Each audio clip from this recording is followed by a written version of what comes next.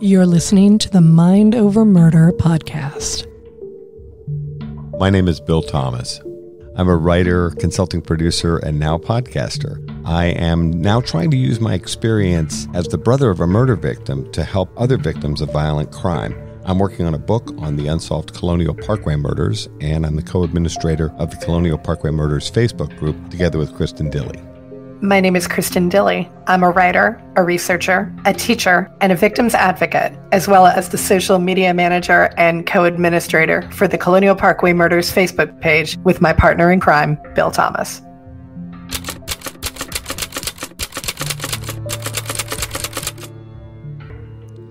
Hey, it's Bill Thomas from Mind Over Murder. This is a special message for a couple that I met when we were at CrimeCon this past week. We met a couple from Virginia, married, who had provided us with some confidential information in the Colonial Parkway murders.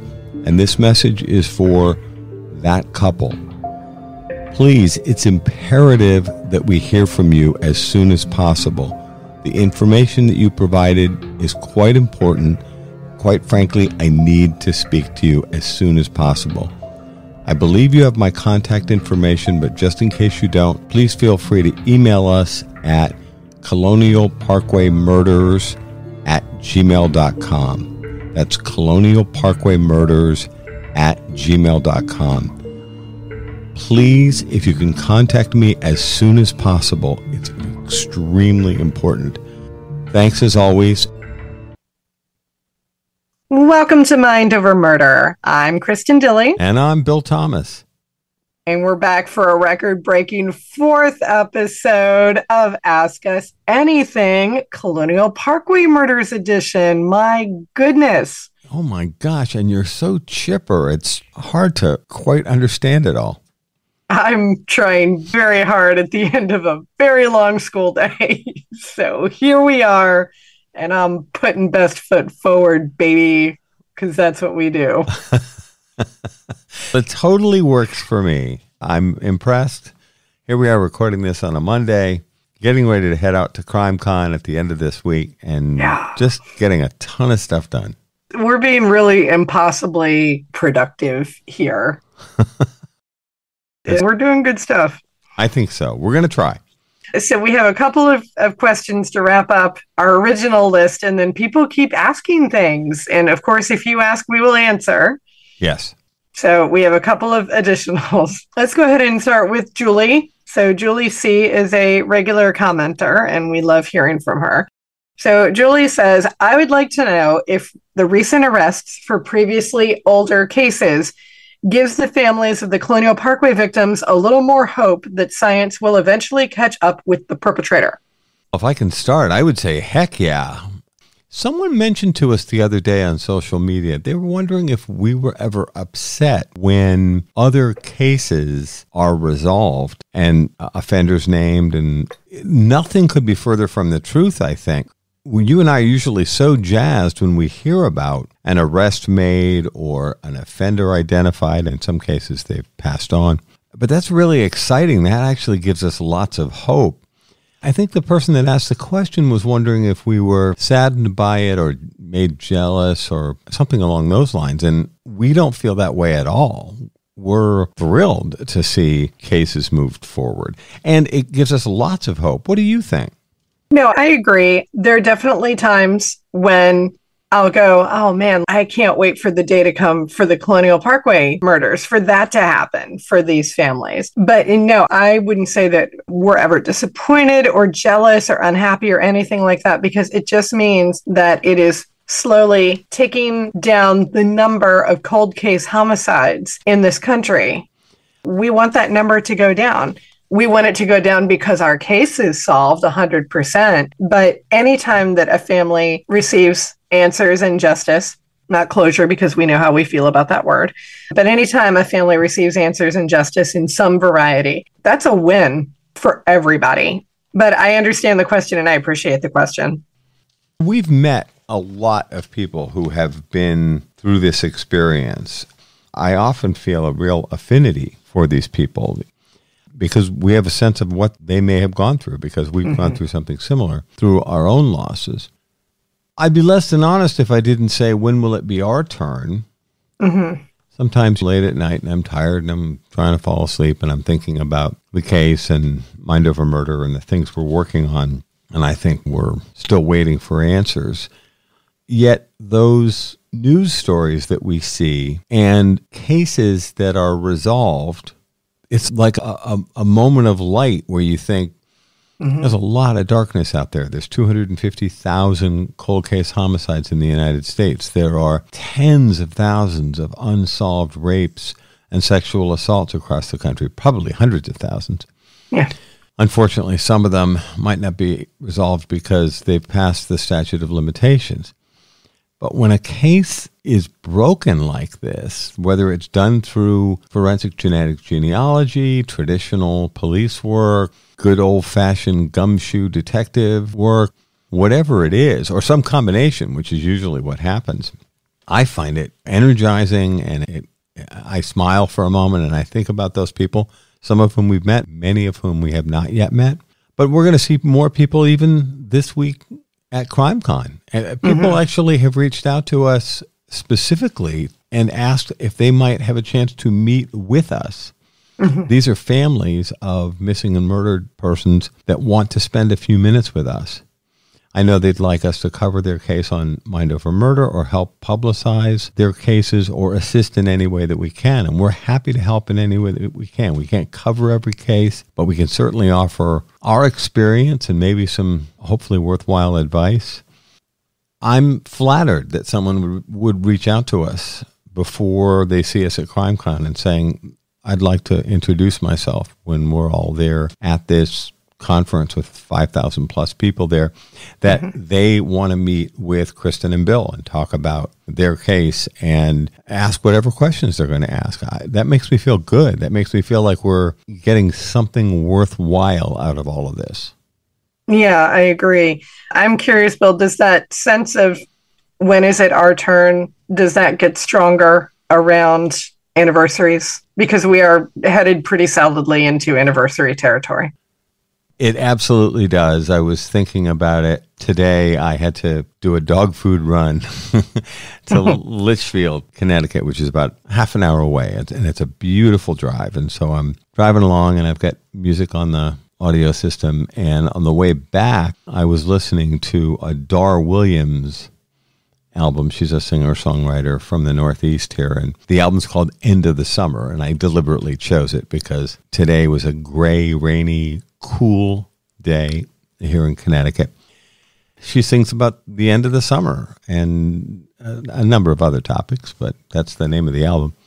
And yeah, October for me, which is the anniversary of Kathy and Becky's death, and very close to the anniversary of 3 of the 4 incidents in the Colonial Parkway murders. Yeah, it always resonates with me. This 6-week period between Labor Day and Columbus Day is real hard. We're always thrilled when someone else gets that chance at answers and justice and just knowing, because I'm sure that sense of knowing is going to be a relief. And I'm looking forward to the day when I'm always hoping that if I get a call midday from you, I'm always hoping that it's going to be the call of you saying, oh my God, I just heard from the FBI. They did it. They got it. We have a suspect. There's been an arrest. Like every time I see something come up, I'm always like, is this going to be the day? Is this going to be it? That's hard. No, it's not, because I'm really looking forward to that day. And I have no doubt that it will happen at some point or another. Is it going to be next week, next month, next year? I don't know. But in the order of things, I have to believe that there will be answers at some point or another. I just have to, because I don't want to live my life thinking about a world in which there isn't answers for this. It's a solvable case. We have all of the things that we need to solve it. I have to have faith that it's going to get solved in our lifetimes. I don't want to put forth into the universe any idea that eventually it won't, because that would be bad. I don't want to do that. So I'm going to choose to project optimism. I think that's a good thing. I feel that way most days. This time frame, this September-October time frame is always difficult for me. Yeah. Because it means that very soon another year will have ticked by and we still don't have answers in the Colonial Parkway murders, and that's disturbing. No, I'm sure that it is. No, it's a great question, Julie. I think so too. Let me just add as an aside, I spoke to a friend of ours, Keith, today, who is a big supporter of us in looking for answers in the Colonial Parkway murders, and he's a really smart guy. He's got a lot of interesting ideas. I don't agree with all of his theories, but at the same time, he has spent a tremendous amount of time on the Colonial Parkway murders. He lives in Virginia, knows the territory, and knows these cases very well. And he's often very challenging, and I mean that in a good-natured way, challenging of my suppositions and assumptions and that sort of thing, and that's probably good to hear. But we had a fantastic, wide-ranging conversation earlier today, and he's got me thinking about a lot of things. I also briefed him on what we've heard recently. That part was discouraging because we're not really hearing anything concrete. As a matter of fact, we're hearing like virtually nothing. And that's very frustrating. As we've talked about before, the FBI and the Virginia State Police are very interested in asking questions. They're not very interested in answering questions. You would wish that there'd be a little bit more information forthcoming from the investigators. Let's move on to another question. This is from Dwight H. And Dwight asks, I'm interested in the 2 books you are both writing. This is a source of great frustration, Dwight. You want to go first or second? Sure.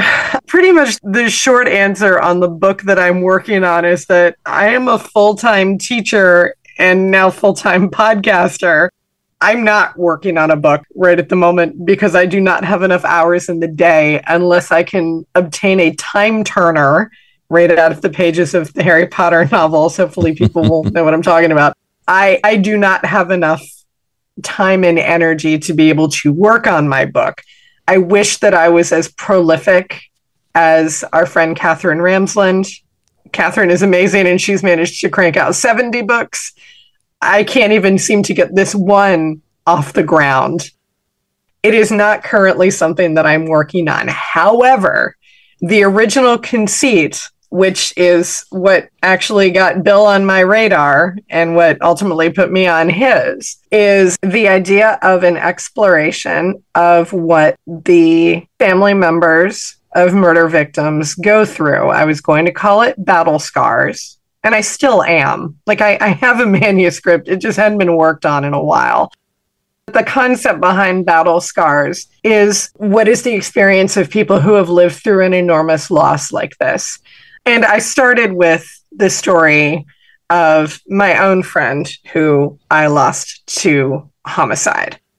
I interviewed her daughter, and we really worked through the process about what it was like to lose her and what it was like in the aftermath. And when I had gone through that experience and I wrote a successful chapter, I figured, okay, I had a whole list of other people that I really wanted to dig into their experience on dealing with violent crime and loss. But because the Colonial Parkway murders cases were so near and dear and important to me, I decided that before I tackle anything else, I've dealt with the crime that has impacted me most, let me reach out and see what's happening with the Colonial Parkway murders families.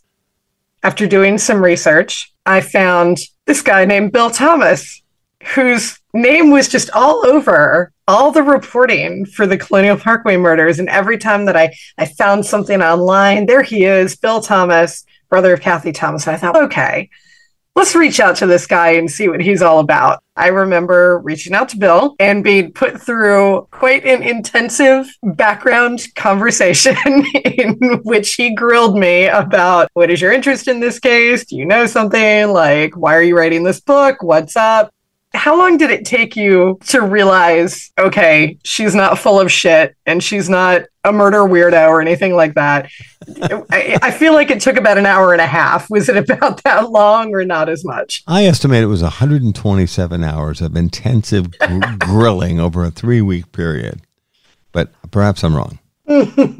I feel like it was about an hour and a half into our first conversation, which was about like 2.5 hours long.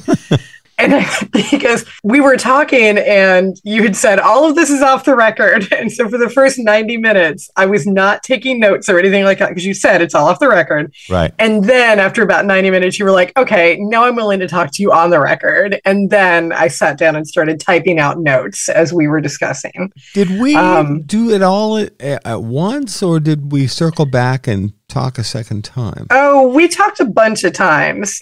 I was actually going back the other day just to see like how many note-taking sessions do I have from phone calls with Bill. And I stopped taking extensive, copious notes after 6 phone calls. And I started just jotting things down in a notebook like you do. Like I stopped sitting there and typing things. I think it was after maybe 5, 6 phone calls that we realized there's some really good information here and we should share information and talk. And I think probably somewhere in there, you must have figured that you could trust me. And we just developed this friendship, which has led to this partnership. So the book is on hold. Battle Scars is on hold, but it is something that I want to come back to because I think it is worthwhile. As I said, until such time as I don't teach full time or until I have a time turner to help me better manage my time, it's going to be on the back burner for a little bit. The idea of a time turner, and I could use one of those too if they were. Oh my gosh, could we both? For me, the Colonial Parkway Murders book is something I had put aside for a while, and now I've been thinking pretty intensively about going back and working on finishing that. It's in manuscript form. I've shown it to some people. The feedback was very good. The feedback from a couple of years ago when I wrote the book was, this would be better.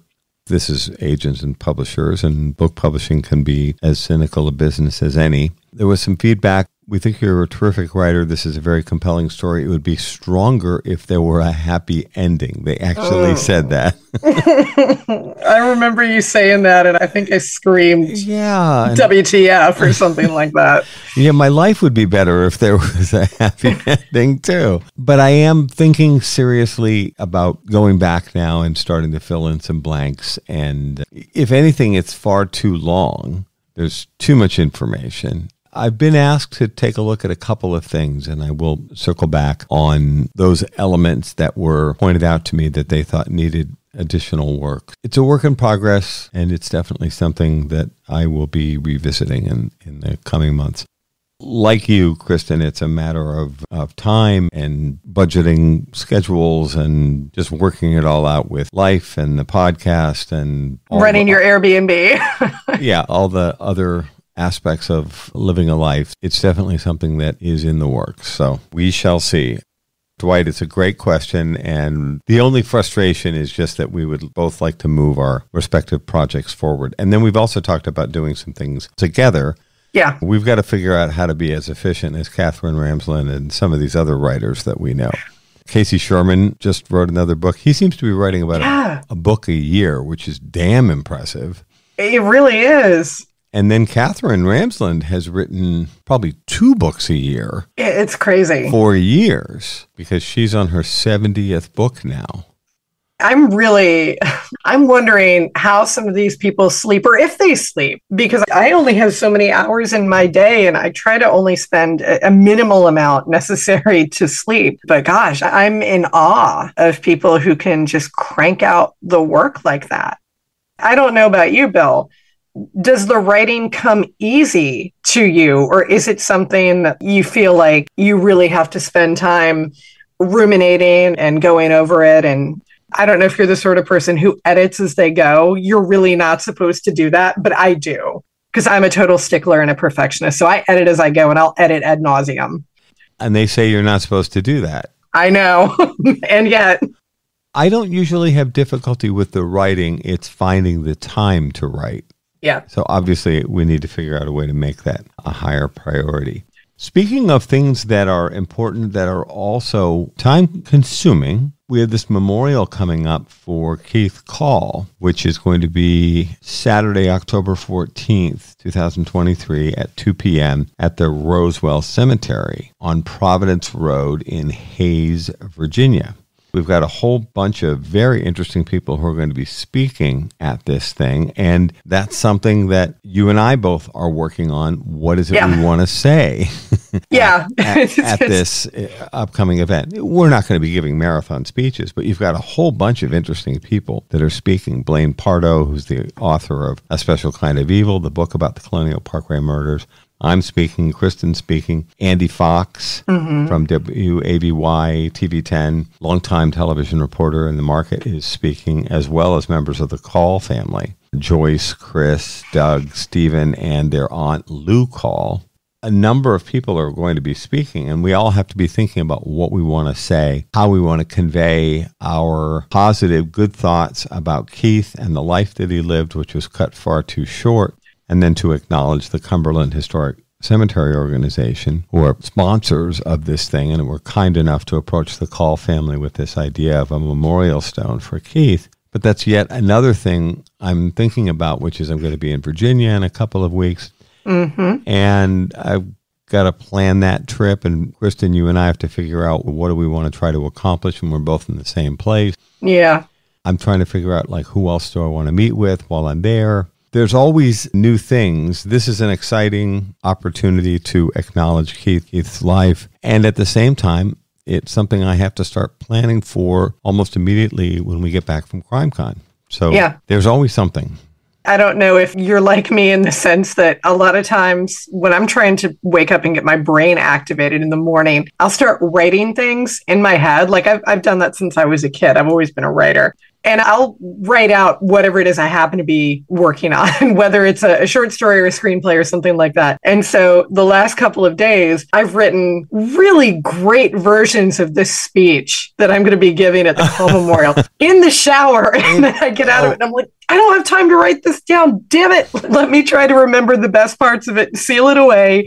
And then when I have time a little bit later, I can sit down and write it. But I've written like 3 versions and they've all been wonderful. And I have got none of them down on paper. There is your phone, if your phone has that feature where you can record into your phone. It doesn't, unfortunately. So I keep rewriting and writing and rewriting this speech. I just need to actually sit down and type it onto paper or type it into a computer screen. Of course, because I also have students who are asking me for letters of recommendation. I'm alternating back and forth between I got to write a letter for this kid, I got to do a speech for this thing, I've got a screenplay that I'm working on, I got another thing. It's chaos, honestly. My brain has so many tabs open, I don't know how I can continue to function. It's funny that you're using a computer metaphor in terms of describing your own brain. Hey, it's what it feels like. And every teacher will tell you they have 600 tabs open at any one time. And no one knows where the music is coming from. Yeah, you got to close that window in order to get the music to stop. You're listening to Mind Over Murder. We'll be right back after this word from our sponsors.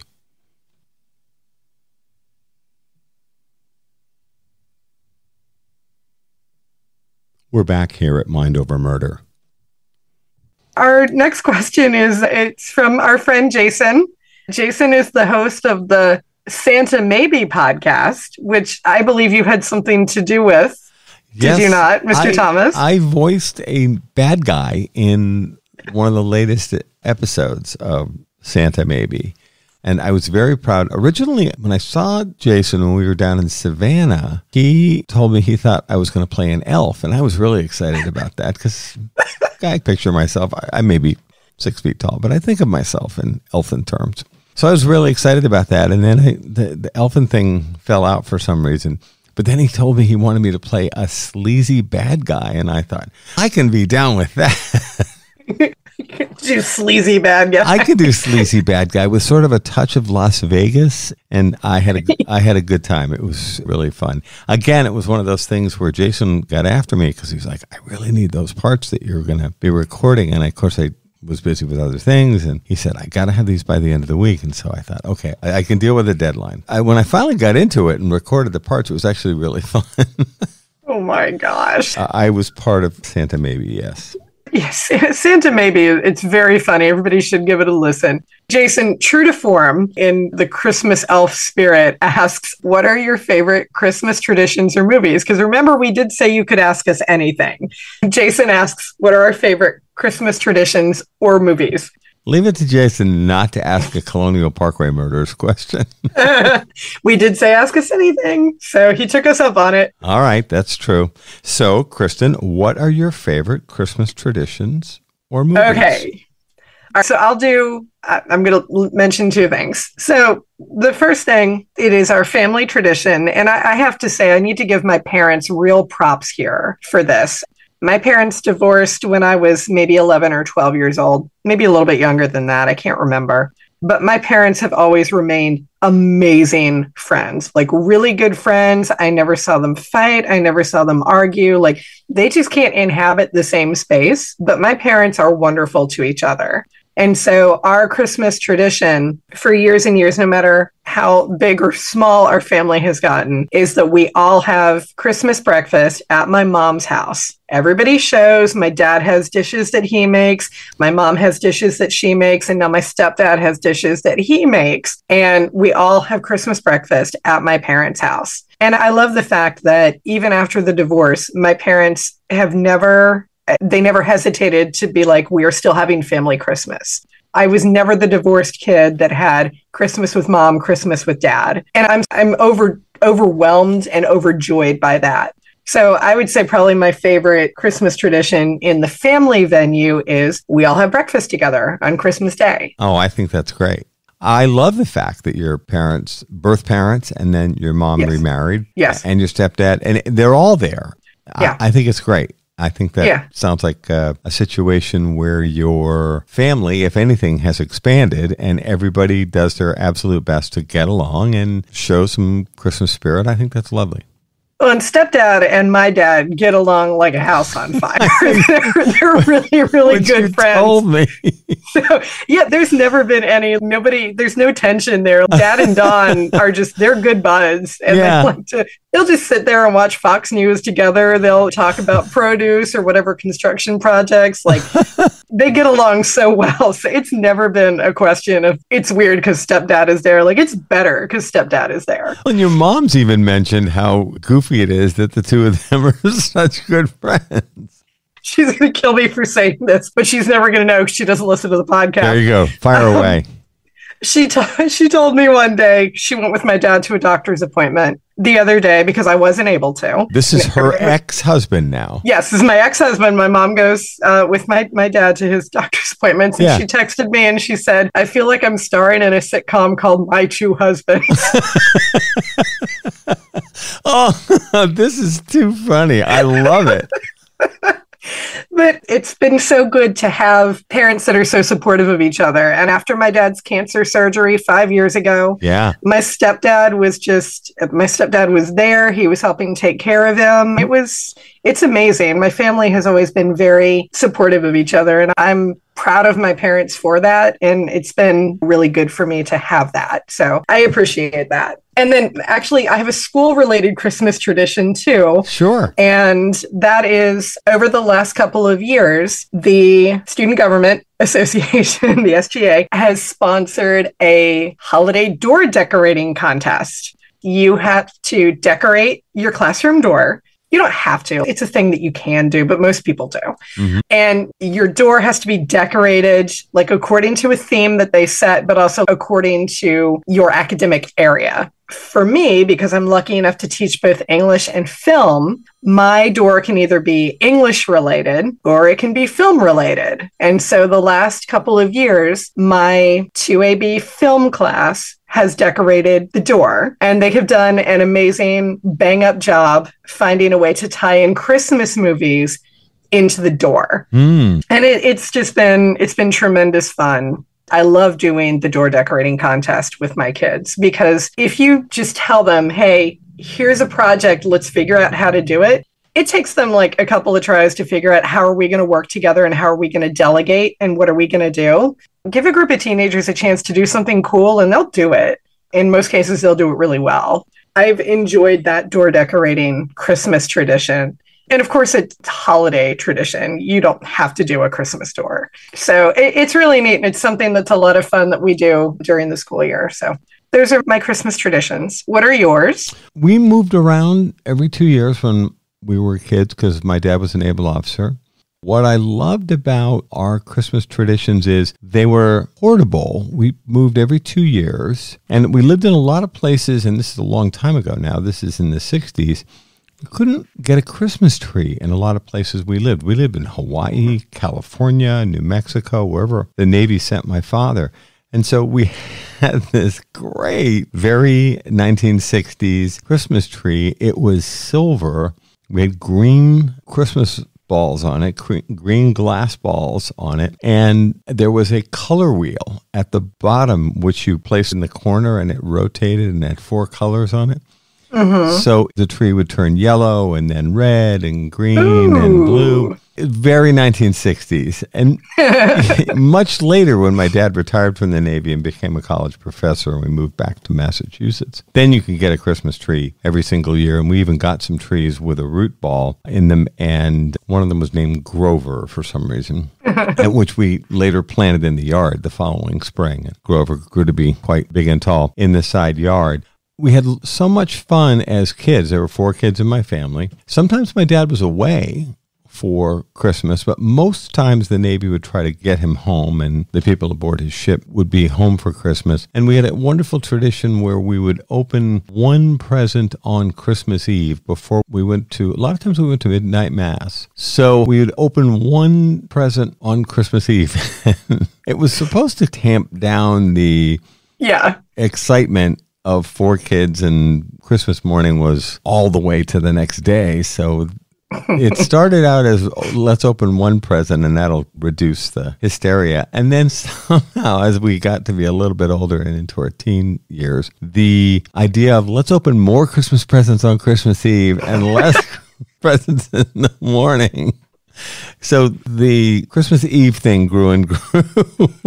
Because teenagers want to sleep in on Christmas morning, especially if you've been at midnight mass and then maybe went out with your friends afterwards or went back home and had delicious baked goods till all hours of the night.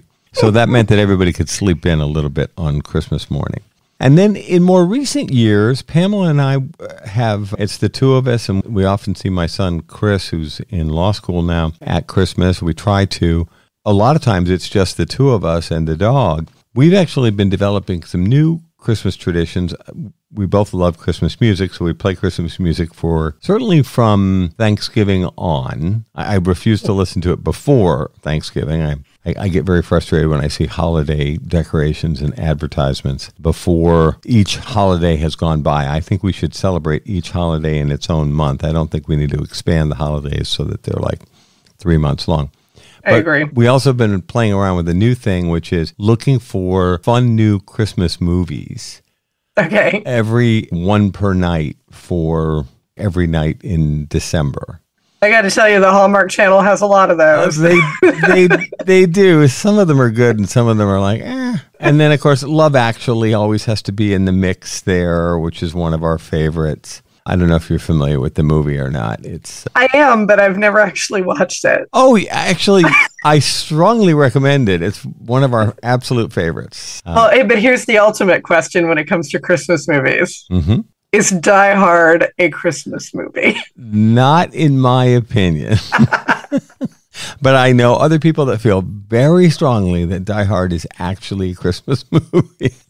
Oh, my goodness. Yeah, we had a vociferous argument in film class last year as to whether or not Die Hard was a Christmas movie. And more people came down on yes, it is than no, it isn't. So we had to include it on the Christmas door somewhere. When it was Christmas film movies, it had to show up on the door. When you were talking about the decorating the doors, I thought to myself, how much you want to bet Die Hard is one of the films pictured on your door? Yes, absolutely. And we try to make sure that we were representative of all holidays. So we made sure that 8 Crazy Nights was on there and various other things as well. But yeah, Die Hard was on the door last year for sure. So on a more serious note, I think we have a few more Colonial Parkway questions. Yes, we do. And some of these are great questions. For some of them, we just don't have answers. We want to have answers, but we do not have them currently. For example, let's deal with this question from David. He's so thoughtful. He's clearly always thinking of this case, and I appreciate this question. I do not have any research to back this up whatsoever, but I hope somebody will. So if anybody out here wants to do the research to answer David's question, please do. And what is it? So the question from David is, how many unsolved homicides are there from the respective jurisdictions during the general time frame of these cases? As in Virginia, this region of Virginia, national parks in Virginia, etc. How many involved double homicides? How many missing people from that time frame? I am just curious and thought someone may have some statistics. In general, what percent of homicides were solved in Virginia during that time? I love these numbers. I love doing data analysis, but I don't have that information. Bill, I don't think you do either, but if you do, let me know. I think a lot of it we're not going to be able to answer, David. The double homicides thing, I think we can, which is double homicides are actually pretty rare. And the investigators from the FBI and the Virginia State Police have told us so and said so directly. They have said things like double homicides are rare, Lover's Lane murders are rare. They did look at other double homicides and other Lover's Lane murders in that 1986 to 1990 or so time frame. I distinctly remember a case in Houston, Texas, involving the murder of a couple that took place, I want to say, in 1990. And they took a real hard look at that case. I'm talking about the FBI now. I'll answer the question as best I can. I think there are dozens of other unsolved homicides in the area that is the Tidewater area of Virginia, as it's referred to, during that same time frame. And I think many of them remain unsolved. I don't know if I can provide any kind of statistical analysis about that, however. It would be interesting, though, to see if there is someone out there who could run those numbers. I'm wondering if Thomas Hargrove would have any insight on that. Interesting conversation to have with Thomas Hargrove from the Murder Accountability Project. I think so. This question from Virginia. Did you learn anything important or significant from the Lover's Lane docuseries that surprised you? One thing that was very interesting is, remember, we had two principal investigators, and our two principal investigators came down in precisely opposite ways. That is, Lonnie said one thing, Maureen said the other. You may recall that our former prosecutor, Lonnie Coombs, felt that the 4 incidents in the Colonial Parkway murders were not all related. Whereas Maureen O'Connell, our former FBI agent, felt that the 4 double homicides in the Colonial Parkway murders were all related. So here's two brilliant people. They're coming at this from two different perspectives, but they are sharing the same information and kind of debating on camera and off what their views were. By the end of the series, Lonnie feels they are not all related. Maureen feels that they are. And I respect both of them immensely. Either one could be correct. I thought that was very interesting as well. And I was a little surprised that they were not in lockstep on it, but I'm glad that they weren't. In terms of, were there new realizations for us? I didn't feel like there were, just because we know the case so well inside and out at this point, and we had shot the show once already. So I didn't learn anything that I did not already know in terms of subject matter and facts and things like that. The wild cards, as you mentioned, Bill, were how were our subject matter experts going to come down on it? I do remember really, I don't know if enjoy is the word, but I found it illuminating to watch the reenactments that they were putting together of what might have happened at Kathy and Becky's murder scene, for example. Because I ended up being able, that was one of the nights that I was able to get to the shoot after a day at work. And it was actually one of those nights that I remember thinking I very much not only wanted to be there, but I needed to be there because I wanted to make sure. I was worried about you watching your sister be reenacted, her murder being reenacted. So I remember thinking that I wanted to be there to be a support for you in case you needed it. But I remember watching that and thinking, this is really interesting, watching how someone like Jim Clemente and Maureen O'Connell and Lonnie Coombs goes through and like how watching them deconstruct the process was really interesting to me. Yeah, I felt the same way. A lot of the behind the scenes of shooting a TV series, that was the most interesting stuff to me. I also really enjoyed, both on and off camera, the observations and the really fascinating analysis by Jim Clementi as a former FBI profiler and by Dr. Laura Petler as a crime scene investigator. Those observations were so fascinating, and it was a real privilege to be around those four people, all of whom are so smart and so interesting, and to hear their real-time observations about what they were seeing. And they were watching the reenactments, and they're looking for information. And Dr. Petler had brought in crime scene photographs and other analysis, which allowed them to recreate the crime scenes as closely as they could. And that part I found very interesting. I don't know if there were things that I necessarily learned about the cases, but their analysis was very interesting and thought-provoking. Agreed. So this one's from Virginia. She said, I would love to know the probability of so many people murdered that had a connection to Liberty. If any quants, I assume that means math person, please give us the likelihood of that. And she says, to Bill and Kristin, on a 1 to 10 lowest to highest scale, what do you think is the likelihood that there's a connection to at least one of the couples murdered? We know for certain there is a connection in the Liberty Security example to both Brian Pettinger and Lori Ann Powell. Separate incidents, but there's two people that worked directly for Liberty Security that were murdered. So that's a 10 for each of them. For the Colonial Parkway murders themselves, I think we're looking at probably an 8. I think there's a really good chance that the murder of Robin Edwards and David Knobling and maybe Keith Call and Cassandra Haley are all related to Liberty Security. I would say it has to be an 8, but feel free to disagree with me, Kristin.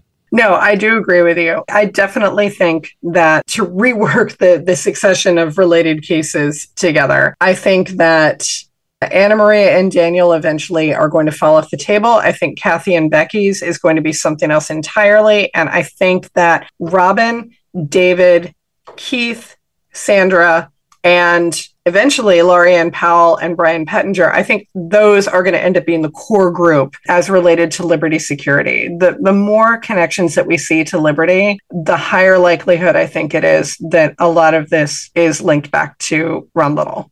I really, truly do. I'm with you on that. I think the Ron Little New Zealand connection needs to be explored again.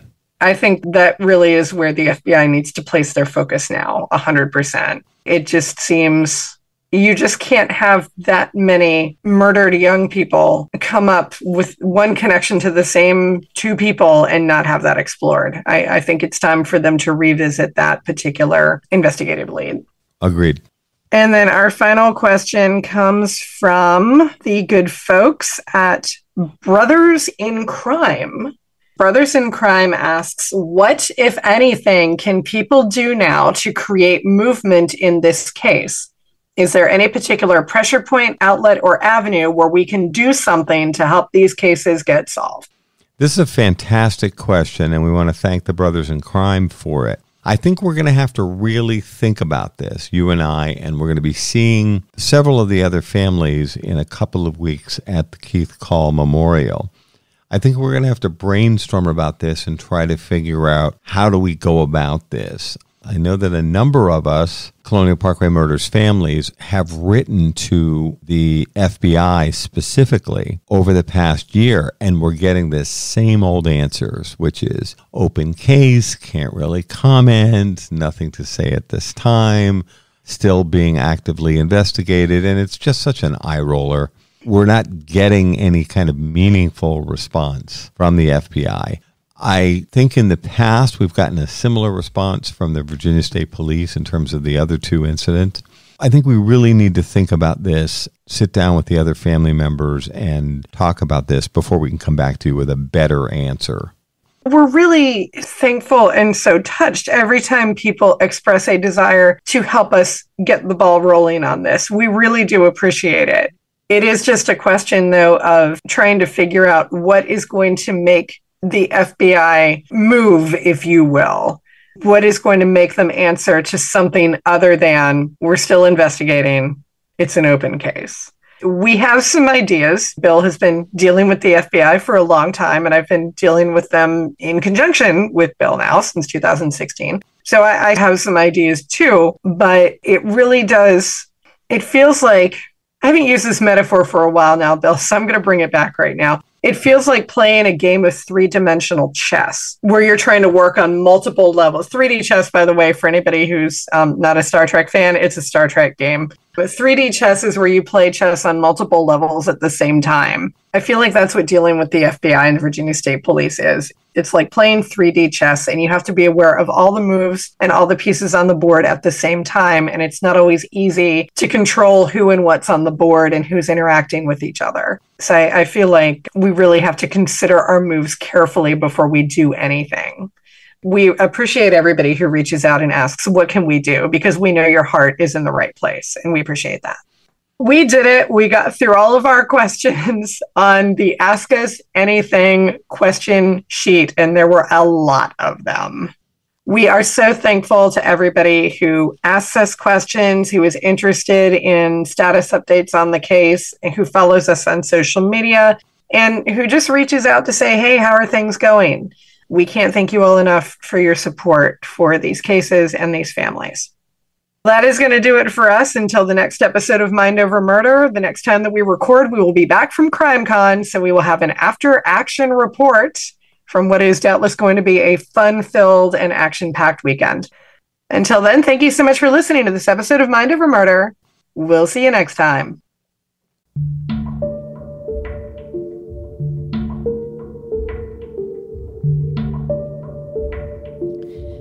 Mind Over Murder is a production of Absolute Zero and Another Dog Productions.